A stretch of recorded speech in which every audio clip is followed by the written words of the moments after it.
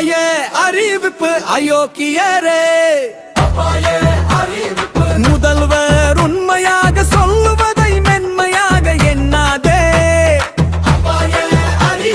சிங்க பெண்ணின் அபாய அறிவிப்பு.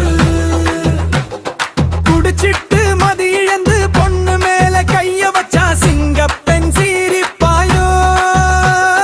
கஞ்சா அடிச்சிட்டு போதையில பொண்ணு மேல கண்ணம் வச்சா கையில விலங்கு மாட்டோம்.